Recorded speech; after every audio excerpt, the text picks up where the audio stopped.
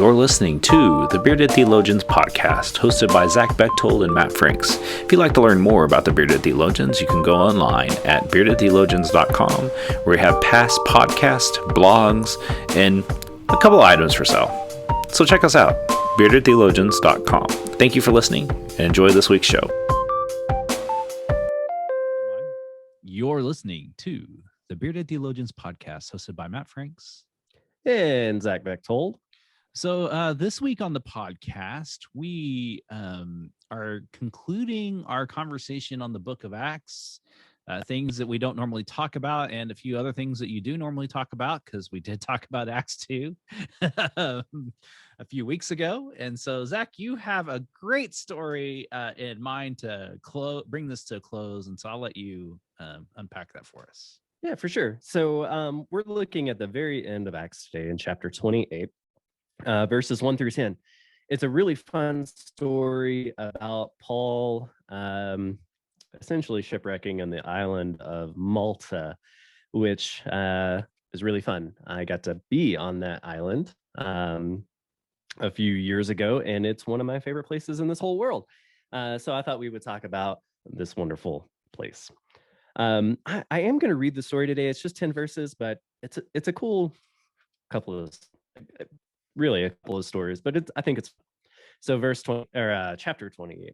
After reaching land safely, so he didn't crash, he reaches safely. But anyways, we learned that the island was called Malta. The islanders showed us extraordinary kindness, which I can attest to. They're still nice today. Because it was rainy and cold, they built a fire and welcomed all of us. Paul gathered a bunch of dry sticks, put them on the fire. As he did, a poisonous snake, driven out by the heat, latched onto his hand. When the islanders saw the snake hanging from his hand, they said to each other, "This man must be murdered. He was rescued from the sea, but the goddess Justice hasn't let him live." Paul shook the snake into the fire and suffered no harm. They expected him to swell up with fever or suddenly drop dead.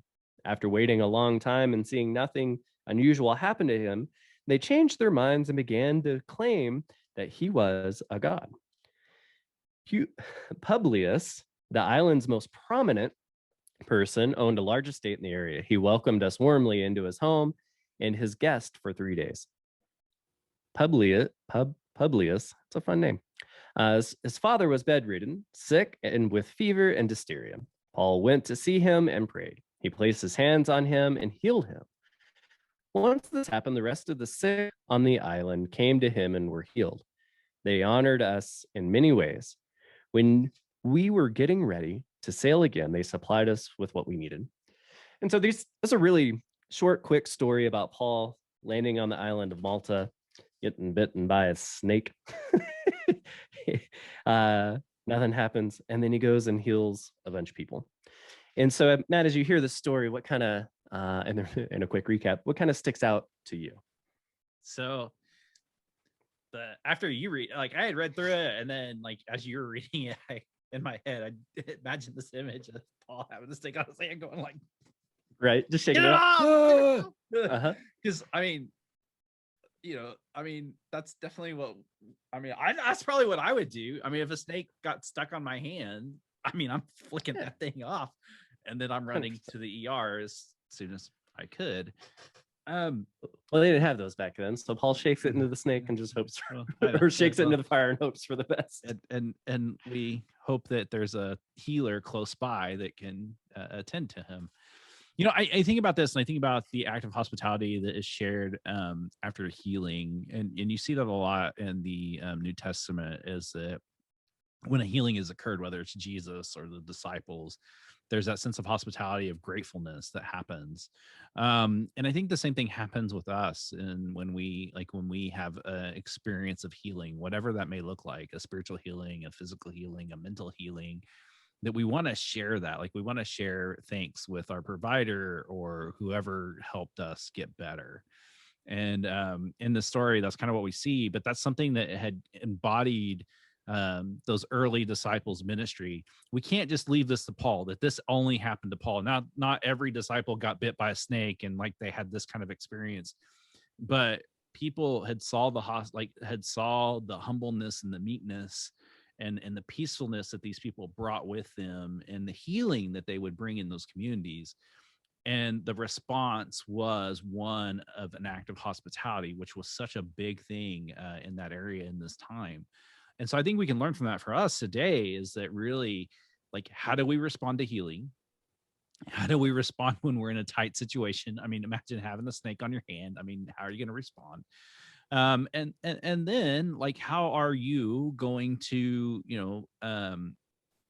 live out your faith in such a way that people want to be connected to that, and that they see that and they want a part of that? Because that's exactly what happened here. They saw their faith and they're like, wow. Like, and as you noted, you've been there since, and you can see that that still made an impact on them even today.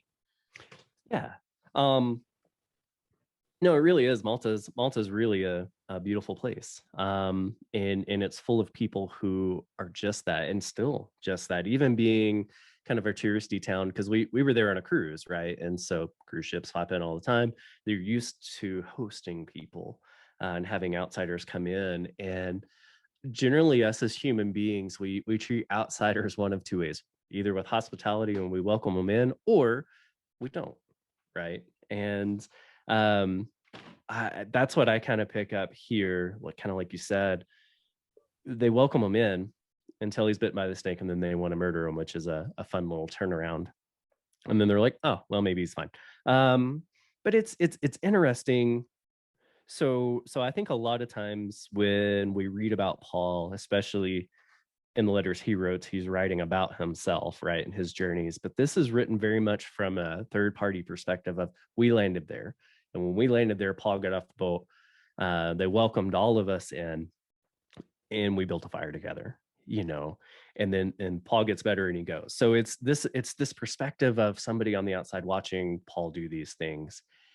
And I find it really interesting in the sense of, they come to this place where very clearly they're worshiping this goddess Justice, who takes part in the sea and saved Paul, but then punishes Paul, right, with the snake. But as soon as Paul gets better, they begin to change. They see something different than what they'd seen before, and invite Paul to go to this house where this guy's dad is sick, and he heals him. And then everybody begins to click, they're sick and they're dying, and they bring them to Paul. And this is often where Paul possibly gets a superhero complex, but that's neither here nor there. But it's an interesting moment of really nice hospitality, a switch and wanting to murder him, and then back to really nice hospitality. And how quickly we as people are willing to welcome folks in, and then if something happens, how quickly that can change, right? Just kind of the snap judgments and not making those. Well, clearly he had violated protocol, and that he Right. had a snake, and so, like, he had been bitten by a snake, and so the protocol for that was death. And so so here's how they handle it. Like, all right, so we're gonna watch him, and if he starts to swell, we take care of him. Yeah, it kind of like a zombie apocalypse, right? Yeah. When the person comes and they're like, oh my God, I got bit, but don't tell anybody. Well, we're going to watch you for a minute. And the minute you crazy eyes, well, we're moving one on. in the head, double tap. Yeah. So, like, and I think that's where, like, even we do that still today. Like, we'll invite people in and for hospitality, and the moment that they violate our hospitality, our response is what matters after that. Mm-hmm. Are we going to show them grace? Or are we going to, like, work with them and, like, hey, they don't know, or hey, like in Paul's case, it was like, hey, he didn't die. Right. And so, well, and that's Paul's turnaround too, right? Of these people welcome us in and then push me away.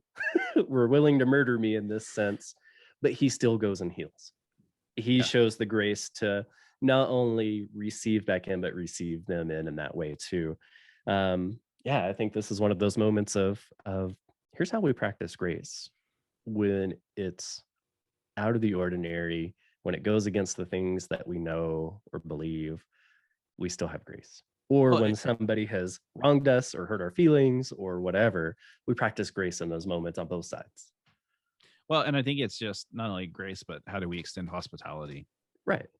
And if and in my mind, it's not true hospitality if you expect the person who's coming in to be at your level.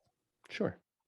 And that true hospitality is that meeting people where they're at, and having the space and saying, hey, we welcome you for who you are, we see value in you, and so maybe you violate our social codes. Well, let's talk about this. And obviously they educated, or didn't really educate Paul. They're like, hey man, like if this swells, you're gone, like we're not gonna mess with you. Well, I think they do educate Paul. I think they, in their conversations, it comes out, this is what we believe, this is right. who we think, right? Or that wouldn't have been named there. Right. And I think there's some value to that for us today, is that like, even when you invite people into your homes, like, I mean, Zach, you're inviting us into your home in a couple of weeks, like we're going to violate some of your protocols. I'm just going to tell you that right now.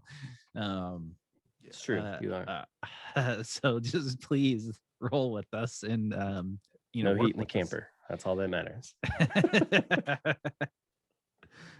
If I do get bit by a snake, I'm not coming towards you. I'm going straight to the hospital, by the way.